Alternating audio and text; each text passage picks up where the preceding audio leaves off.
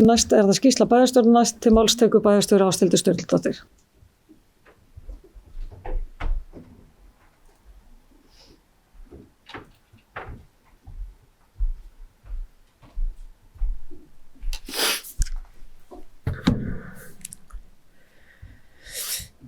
Forseti, ágætu bæjarfulltrúar.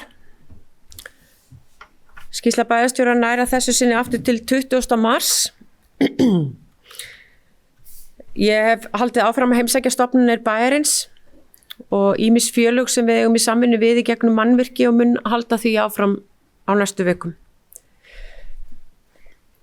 Ég heimsótti Hlíðarfjall og þar hefur nú aldeilis verið tekið til og svona verið að gera huggulegt ef svo má orði komast. Við erum auðvitað með húsnæði skíðastæði sem sannarlega ekki nýtt hús en starfsfólkið hefur reynt að gera það eins fínt og mögulegt og það er bara gaman að sjá það.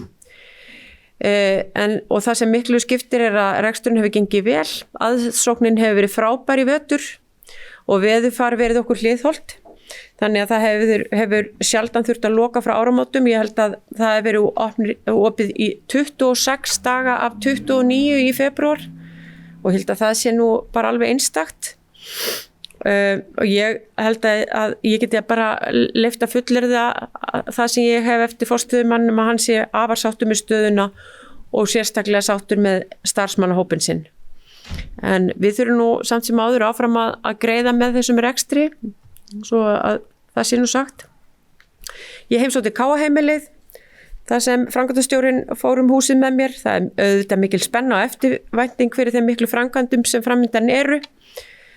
Og við ræddum einnig þar auknu kröfur sem farið að gera til þáttöku og kostnaðar, sífellt fleiri mót og æfingabúðir sem framfara bæði innanlands og erlendis og við ræddum sérstaklega áhrifin sem þetta hefur á sjálfboðaliðastarf. Það er náttúrulega eins og við vitum, það er erfitt að ná í sjálfboðaliða í allstar hvar sem stigið er niður, hvort að það er í íþróttum með öðrum félagasamtökum.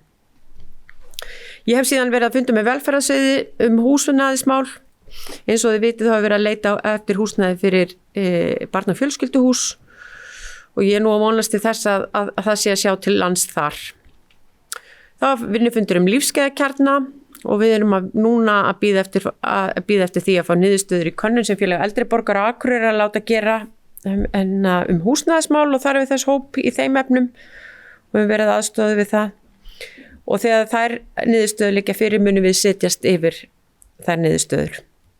Nú þá var haldinn opinn fundur á Teams drög að borgarstefnu en á þeim tímapunkti sem þegar fundurinn fór fram þá voru drögin enn í samráðsgátt og eins og við höfum oft rætt þá er mikilvægt að þessu máli sé fylgt fast eftir og við sendum inn umsögn frá Akureyri. Ég vil þakka ykkur sem komið input í þá umsögn fyrir það. Og þar kom fram þetta mikilvægi skýrt og greinilega og ítrekka vel. Ég satt aðalfund þekkingavarðar í dymbilvikunni og svo komu páskarnir og þeir hefðu nú kannski mátt að vera aðeins veður mildari hérna á Akureyri. Nú eftir páska var aðalfundur Moltu og ég átti fund með forstjóra Vegagerðarinnar til þess að ræða vetrarþjónustuna en eins og þið munið þá setti veðrið stórt strik í reikningin páskana bæði fyrir ferðalang og vöruflutninga.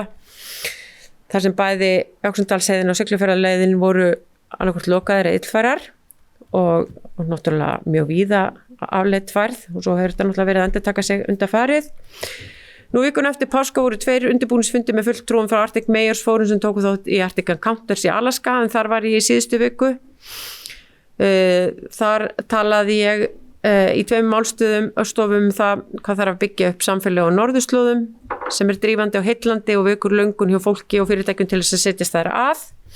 Nú við ræddum líka ýmsar áskoranir sem norðurslóða samfélag glíma við og þær eru að ýmsum toga og það var allt frá því að hafa nógu mikið að vera fyrir fólkið og íbúana til þess að það vanti vaskklósett og rennandi vatn fyrir fólkið sem býr á norðurslóðum. Þannig að það eru alls konar vandamál sem fólk að glíma við. Nú í gær var fyrsti matsnefndafundurinn vegna nýbyggingar við SAK en ég var mér var falið að sitja þeirri nefnd fyrir hönd sveitafélagsins og það verður töluvert vinna. Og í morgun var síðan eigendafundur Norðurorku og rétt áðan tók ég á móti vinum okkar frá Martin í Slóvakíu. Það vinasamband hefur nú verið að styrkjast meðal annars með samstarf á milli grunnskóla og grunnskólana út í Martin. Ég ætla að setja lokapunktin hér. Takk.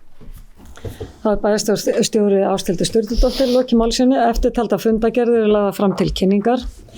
Afgreiðslufundur byggingafulltrúa 23. og 27. mars, 4. og 11. apríl, bæjarráð 21. mars, 4. og 11. apríl, fræðslu- og lýðheilsuráð 25. mars og 8. apríl, skipulagsráð 27. mars og 10. apríl, umhverfis- og mannvirkjaráð 19. mars og 9. apríl, velferðar 27. mars og 10.